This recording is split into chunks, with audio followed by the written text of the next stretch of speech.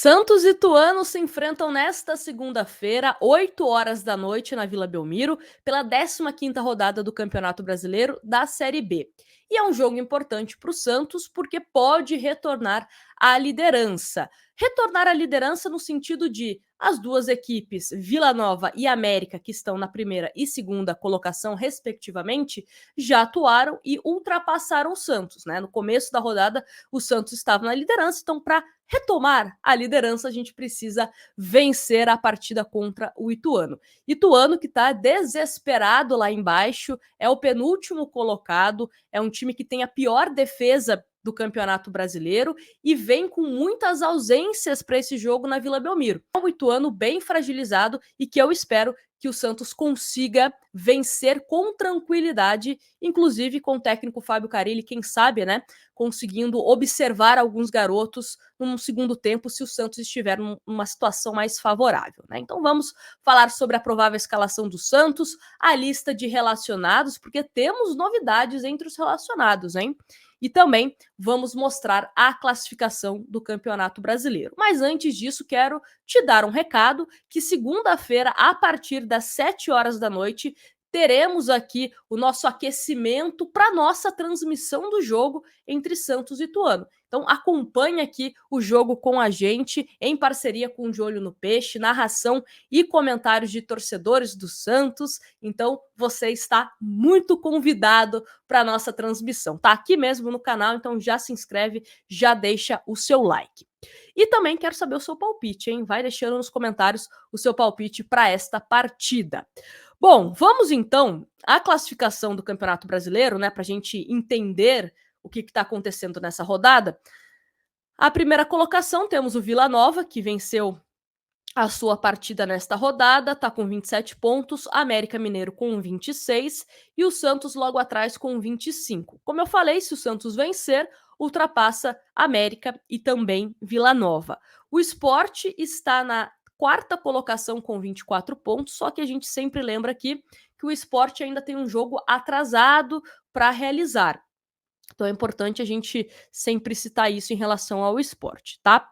E o Ituano na penúltima colocação com apenas 11 pontos. E aproveitando que a gente está falando aqui do Ituano, como eu falei, é um time que sofre muitos gols, mas também faz gols, né? Vem de uma vitória contra o Botafogo por 3-2, então ó, já marcou 3 gols. Foi goleado pelo Ceará, mas fez 2 golzinhos, tomou 4, empatou contra o Brusque, empatou contra o Guarani, né? Esse jogo aqui bem movimentado, 3-3. Foi goleado pelo Paysandu por 5-3. E aquilo que eu venho falando, sofre muitos gols, tem a pior defesa da competição, mas é um time que também, se der espaço lá na frente, der oportunidade, o Ituano acaba também fazendo uma gracinha, fazendo seus gols. Então, o Santos tem que estar atento a isso. Porque assim, você pode olhar a classificação e pensar, olha, um empate para o Ituano seria ótimo, né? Consegue um pontinho, vai jogar contra o Santos, que pode reassumir a liderança, é um time mais forte, é um time a ser batido.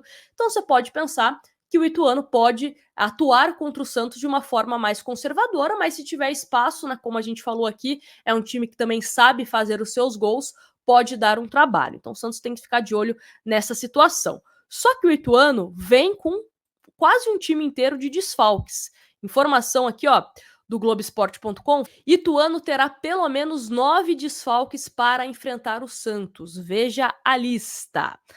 E aí, os jogadores, né, que estão suspensos, José Aldo, Léo Oliveira e Salatiel, e também tem dúvidas de jogadores que estão lesionados, né, como o lateral esquerdo Eduardo Diniz, que está ausente nos últimos 4 jogos, e mais outros atletas no DM, Pablo Diogo, Lipe Gadol, Zé Carlos, Eduardo Persson, Ian Rolim e Tony Anderson. Então esses são os desfalques da equipe do Ituano. Então é aquilo, né? Se a gente já fala de um certo favoritismo do Santos contra o Ituano, com essas ausências ainda mais. Né? Então o Santos tem sim, na minha visão, a obrigação de conquistar 3 pontos e quem sabe, né, num segundo tempo, o Carille até mesmo conseguir testar alguns jogadores, testar outras formas de jogar, aproveitando, quem sabe, um resultado favorável. E aí, vamos a parte do Santos, né, que é a que mais nos interessa. O Santos vai ter alguns retornos, né? O João Schmidt está de volta,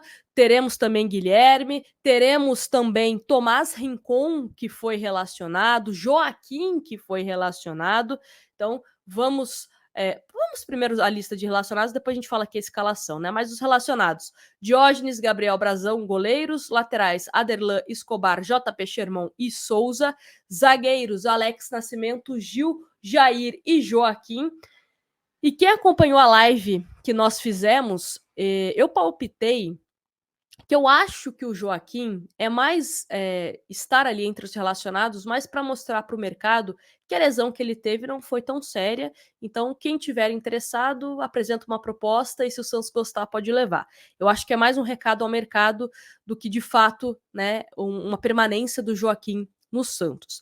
A gente sabe que tem propostas de Tigres, o interesse do Bahia, proposta do Botafogo, então acho muito difícil que o Joaquim permaneça, tá? Mas foi relacionado.